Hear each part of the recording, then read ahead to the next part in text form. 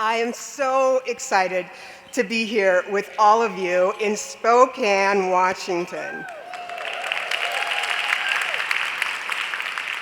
It's true, this is my very first time to be in Spokane. I have been trying to get here, honest, I can prove it, but this really is my first time in Spokane, and I'm so thrilled to be here. You see, I have a really good friend who lives in Spokane, a friend I have known my entire life. In fact, this friend, his father, married my parents. His mother was my mother's best woman at the wedding.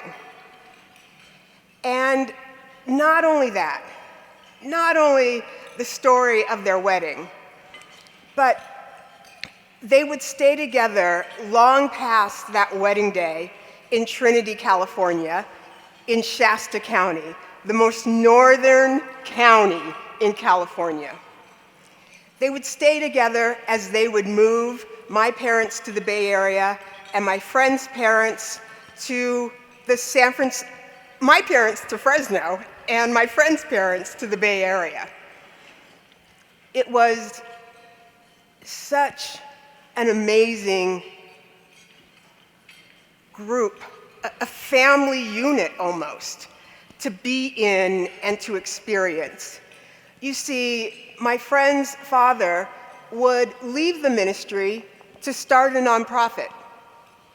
And that nonprofit was Huckleberry House for Runaways. And at that time, in California, if you were a runaway, you were criminalized. Basically, today, we would recognize that these young people were homeless. But Huckleberry House became a safe house for young people. And my parents would travel from California, from Fresno, to the Bay Area and spend time at Huckleberry House. They would cook and clean and build, and they would spend time with the young people. It was amazing. It was extraordinary. And I was taught and modeled and learned that you lived a life for others. And I think I want to just say a word about my mother and my friend's mother, because they loved each other. They wrote letters to each other. They were the most amazing friends. And my friend's mother loved me, and I loved her. She was an amazing reader. She loved books. And I love books to this day. I am always reading 3 books at a time. And I have so many books from her. And she gave me so many gifts. She instilled in me this confidence, this contentment, this ability to be me. She was always whispering in my ear. And I remember that so strongly.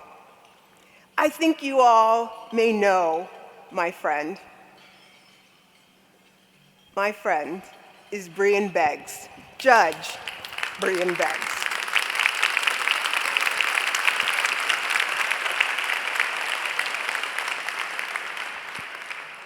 It was an amazing, amazing, amazing life and friendship, and it's crazy. It's crazy. What I take away from that childhood is how important it is and what an amazing gift it is to witness each other's life over a long period of time. Our fathers witnessed each other's lives, our mothers witnessed each other's lives, and Brian and I have had an opportunity to do the exact same. And it's so important. There's nothing that you can take from that.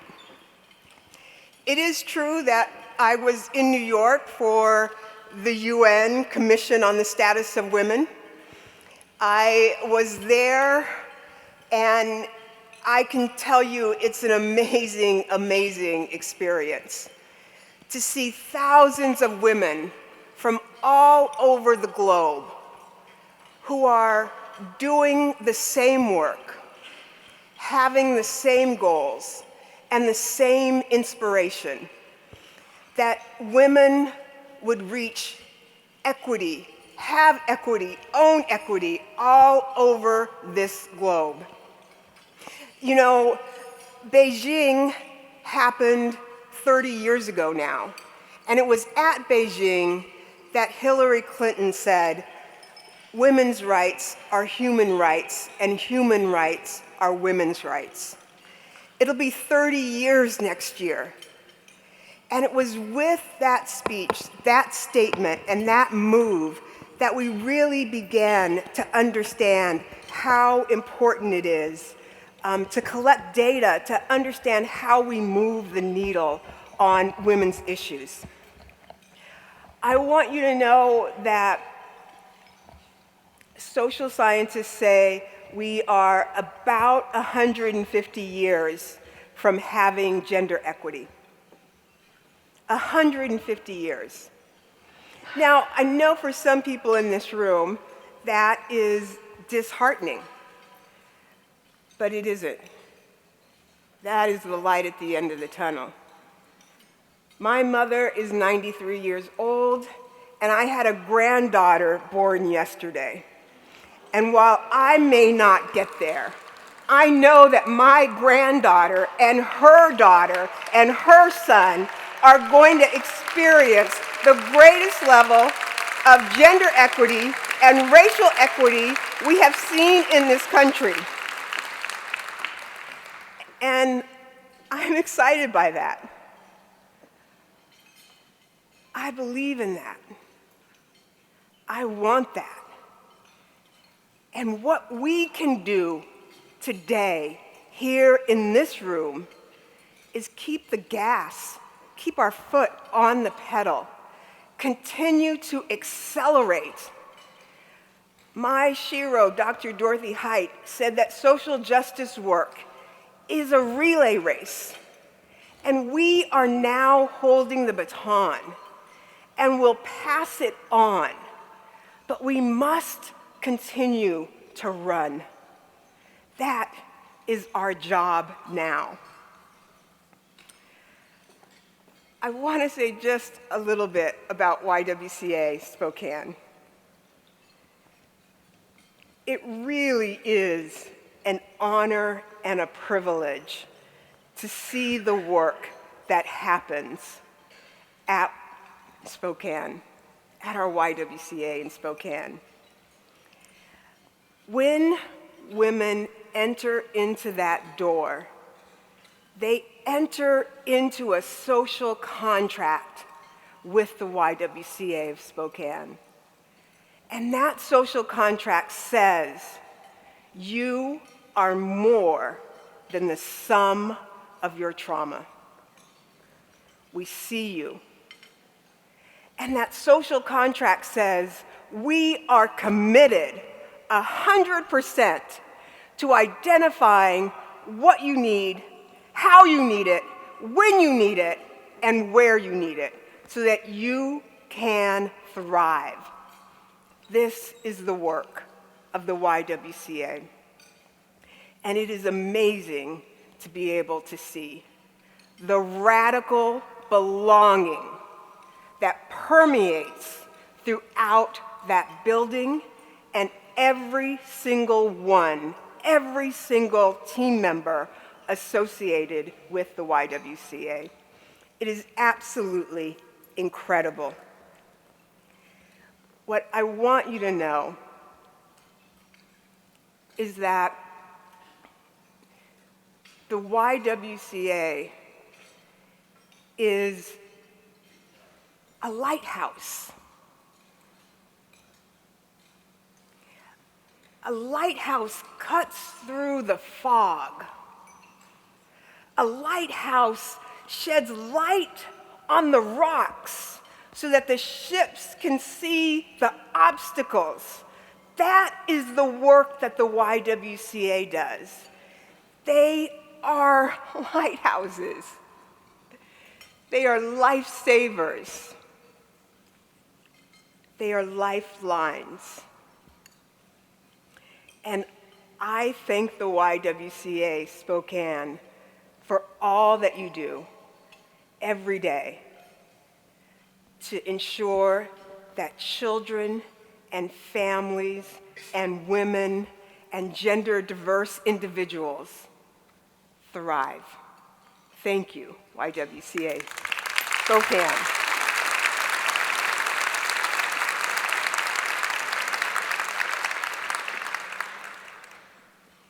You know, in closing, I want to say that my first 3 years as a YWCA leader in Cleveland, I recognized that I was serving as imposter in chief. I served as imposter in chief because for my first 3 years, I walked into that building, and while I leaned into our empowering women, I did not lean into our racial equity work. And all of that changed when a little boy in Cleveland was murdered by the police. That little boy, Tamir Rice, was shot while he played on a playground. And my team lined up outside my door and gave me a vote of no confidence. It was one of the most difficult days in my career. But together, we committed to ensure that that little boy's death would never be in vain. And we promised that we would grow together and learn together, even when it was difficult, challenging, and scary, because of that little boy. And we began doing the work. We did equity work inside our organization, inside ourselves. We made major transformation, small transformation, large transformation. And in 2019, we began hearings with our city council in 2019, demanding, encouraging that we declare racism a public health crisis in Cleveland.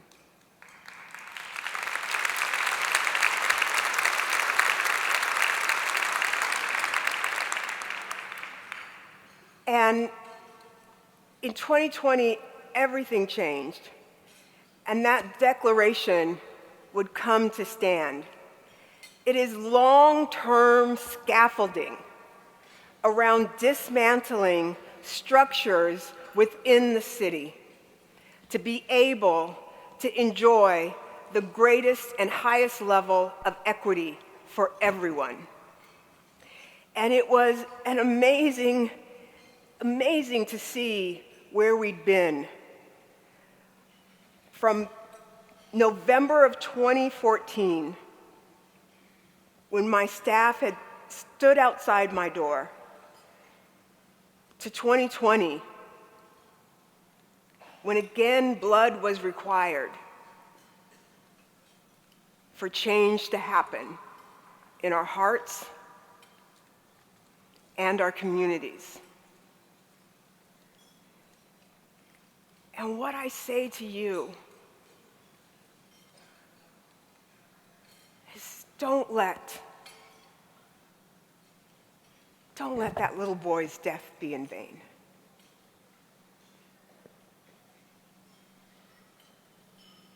don't let that moment, that experience that pricks your own heart, that you now have moved past, don't let that be in vain. Radical belonging, gender equity, and racial equity is one of the most important and vital things that we can do. Not long after I first became CEO for YWCA USA, I was in California visiting a college campus. Now, if I name this campus, you would know it immediately. And I was there meeting with students who work for the YWCA, volunteer for the YWCA, are passionate about our mission. It was the most exciting, engaging opportunity to engage with young people. And we sat there talking. I was just having the time of my life. And as we were winding down, a staff person said to me, "Well, since you're here, I'm going to ask you a question I know you can do something about." And so I was excited. It piqued my interest. I said, "Of course, ask me anything." So this person said, "I want to ask you if you could do something about that mission. It's just too strong. You really got to tone it down." Now, mind you, I was about 3 months into my new job. And I was sitting with my board chair. And let's just say that my internal thermometer was going through the roof. You know the feeling. I sat there and I didn't quite know what to say or how to say it. And so I really mumbled my way through something. And for weeks later, I just was so disappointed in myself. I just kept thinking about what I coulda, woulda, shoulda said again and again and again. And finally, I woke up one morning and I realized that our mission, eliminating racism and empowering women, is an invitation to everything better. Eliminating racism and empowering women is an invitation to everything better. Thank you.